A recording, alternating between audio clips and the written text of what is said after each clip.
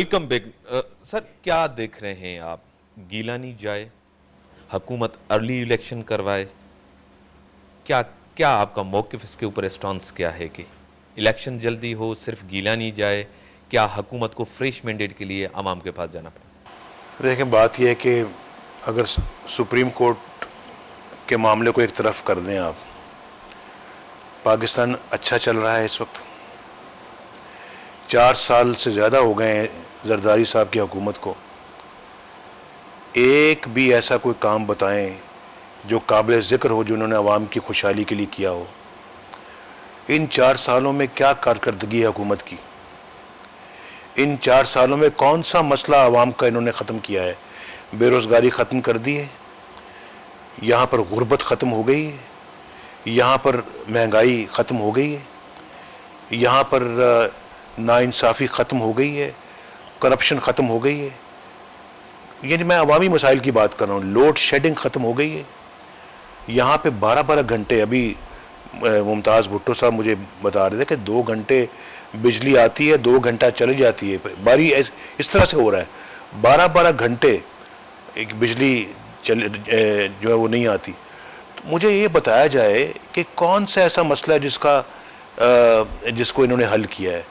तो ये अवाम तो चाहते हैं कि भाई अगर इस तरह के मसाइल बढ़ने हैं, जो मुशर्रफ मसाइल छोड़ गया है पाकिस्तान के लिए, उसमें इन्होंने मज़ीद इजाफा किया है, उसको ख़त्म नहीं किया। और फिर रेंटल पावर प्लांट्स का देखिए क्या हशर किया है इन्होंने, किस तरह से पैसा पाकिस्तान का ज़ाया किया है और करप्शन की नज़र हुआ है। तो अवाम तो वैसे ही तंग है। वो तो कहते हैं कि भाई ऐसी हुकूमत हमें नहीं चाहिए। बल्कि दुख मुझे इस बात का होता है कि सिर्फ हुकूमत ही जो है ना वो उस पर क्रिटिसिज्म नहीं होता, बल्कि डेमोक्रेसी पे भी लोग अपना एतमाद जो है वो खोते जा रहे हैं। डेमोक्रेसी का हालांकि कोई कसूर नहीं है, जमहूरियत का कोई कसूर नहीं है, लेकिन इन्होंने चलाया ठीक तरह से नहीं है पाकिस्तान को और जमहूरियत को। और उल्टा अब सुप्रीम कोर्ट के साथ भी जो है ना ये लड़ाई मोल ले रहे हैं। तो मैं नहीं समझता कि पाकिस्तान के अवाम मज़ीद बर्दाश्त करने के लिए इनको तैयार हैं। लिहाजा इनको खुद अपने तौर के ऊपर जो है ना वो जितनी जल्दी हो सके इलेक्शन करवाने चाहिए। और फिर ये जो है मामला सुप्रीम कोर्ट वाला, ये तो सारी हदें फलांग रहा है। और ये मैं समझता हूँ कि तौहीन दर तौहीन हो रही है सुप्रीम कोर्ट की। और यूसुफ गिलानी साहब टस से मस नहीं हो रहे। ये कोई अच्छी रवायतें कायम, अगर हमने ये रवायत कायम होने दी, अगर हमने कहा कि जनाब ठीक है जो हुकूमत कर रही तो उस पर हम भी आंखें बंद करके बैठे रहें, फिर मैं समझता हूँ कि हम भी गद्दार हैं इस मुल्क के।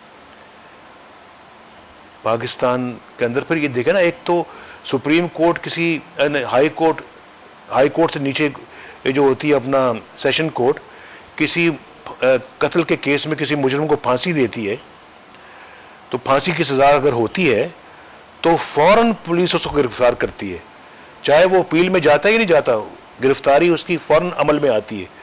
और फिर जब वो हाई कोर्ट में अपील करता है, हाई कोर्ट अगर उसको ज़मानत पर रहा करती तो उसको ज़मानत मिल जाती है, वो बाहर आ जाता है।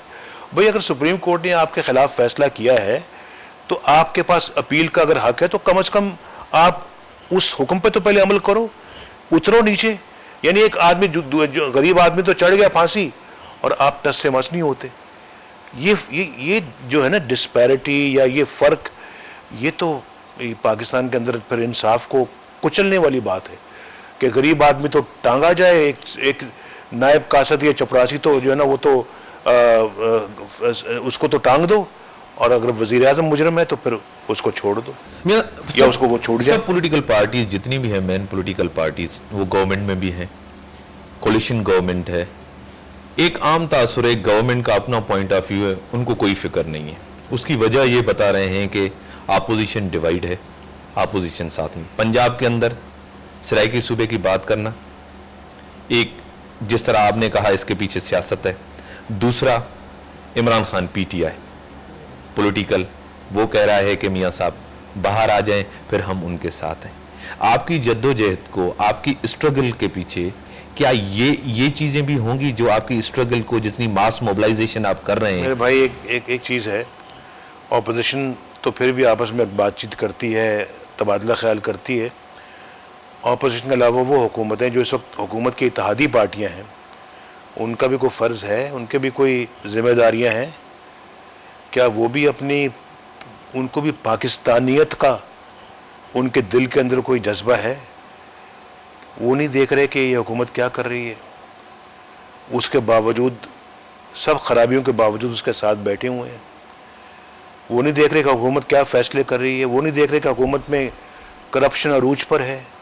वो नहीं देख रहे कि यहाँ पर मिसमैनेजमेंट अरूज पर है। वो नहीं देख रहे कि सुप्रीम कोर्ट कह रही है, ये अपना हुक्म सुना रही है और ये जो है हुक्मदूली कर रहे हैं। तो अब मुझे बताएं कि वो भी तो, फिर उनका क्या इस वक्त रोल और क्या किरदार है? और फिर मैं ये समझता हूँ मेरे भाई कि उनके वोटरों को आज या इलेक्शन में सबसे पहले ये सवाल उनको पूछना चाहिए, आप इन तमाम हुकूमत की गलत कार्यों में आप उनका साथ दे रहे हैं या देते रहे? क्या आप हमसे वोट मांगने का हक रखते हैं? मेरा ख्याल है कि उनके वोटरों को ये सवाल ज़रूर पूछना चाहिए उनसे, जो हुकूमत की इत्तेहादी पार्टियां हैं। तो अगर हुकूमत चोरियां कर रही है या हुकूमत हुकूमतूलियां कर रही है, तो वो भी तो उनको सपोर्ट करें। सबका फेलियर है, सबका। यूथ के हवाले से आपने जिस तरह पंजाब के अंदर लैपटॉप का स्कीम शुरू की, उसके ऊपर तनकीद हुई, वो एक अलग बात है। बहुत अच्छा प्रोजेक्ट आपने शुरू किया। सिंध के अंदर क्या आप नौजवानों को कोई ऐसी खुशखबरी, नौजवानों के लिए कोई ऐसी चीज? सिंध में भी वही कुछ होना चाहिए जो पंजाब में यूथ के लिए किया जा रहा है। आपके अंदर अपनी पार्टी के अंदर भी बहुत यूथ है, इसके हवाले से? यूथ है अल्हम्दुलिल्लाह, और बहुत तगड़ी यूथ है। और सिंध के अंदर भी यूथ के लिए वो सहूलतें बहाम पहुंचानी चाहिए। और मैं समझता हूँ कि सिंधी हमारे नौजवान बच्चे वो ये हक रखते हैं कि उनके साथ भी मसावी सलूक किया जाए। हुकूमत क्यों नहीं उनके लिए ये सब काम करती? लेकिन मैं सिंध के यूथ को मैं ये एश्योर करता हूँ, इंशाल्लाह यकीन दिलाता हूँ कि अगर अल्लाह ने मौका दिया हमें कल को सिंध के अवाम की खिदमत का, तो हम इंशाल्लाह उनको पाँव पे खड़ा करने के लिए, रोज़गार कमाने के लिए इंशाल्लाह अल्लाह ने चाहा तो बहुत मौके फ़राहम करेंगे। उनको बैंकों से बग़ैर सूद के कर्ज़े दिलवाएंगे या बहुत ही कम प्रॉफिट पे वो कर्ज़े दिए जाएंगे, जिससे वो अपना को काम कर सकें। जो हुनर उनके पास है उसको काम में लाकर अपने लिए रोज़गार पैदा करें, ना सिर्फ अपने लिए बल्कि 10-20 और भी लोगों के लिए रोज़गार का एहतमाम करें। 50-100 लोगों को वहाँ पे मुलाजमत का मौका मिले। और फिर यहाँ के बच्चों को भी यकीनन जो मेरिट पे आते हैं उनको भी लेकिन विलेज टू विलेज, गांव टू गांव, गोठों में जिस तरह जा रहे हैं वहाँ, उसके अंदर आपकी पार्टी जिस तरह आगे जा रही है, मैंने अपनी एक टीम बनाई है। उसमें मारवी मेमन साहबा हैं, हमारे जो है ये राजा अंसारी भी हैं, और पढ़े लिखे ये लोग हैं। और भी हमारे दूसरे साथी हैं जो जिनकी मैं डॉक्टर डायरी को भी मैं ये कहने लगा हूँ कि सब ये नौजवान लोग हैं। ये गोट टू गोट जाएं, गोट टू गोट जाएं और जाके वहाँ पे लोगों को मिलें, देखें और फिर पार्टी का ये पैगाम पहुँचाएं, पार्टी का मैसेज पहुँचाएं, ये मंशूर पार्टी का पहुँचाएं कि ये हमारा मंशूर है। अगर हम पंजाब में इसमें अमल कर सकते हैं और जब नवाज शरीफ वज़ीर-ए-आज़म था तो पूरे मुल्क में अमल कर सकता, तो यहाँ क्यों नहीं? हम ये कर रहे हैं, इसका एहतमाम इंशाल्लाह ये जाएंगे। मियाँ साहब बड़ी मेहरबानी, आपने टाइम दिया। नाज़रीन, जै तरीक़े सां मियाँ साहब जो इंटरव्यू हो तहां जे साम्हूं हिक हिक शइ जुडिशरी खां वठी सिंध जे इशू ताईं, सिंध जे सूबे जे हवाले सां, जेके सिंध जा माण्हू तमामु घणा पंहिंजी ॿोली जे हवाले सां, धरती जे हवाले सां सेंसिटिव आहिनि, मियाँ साहब करे खुली करे ॻाल्हाए।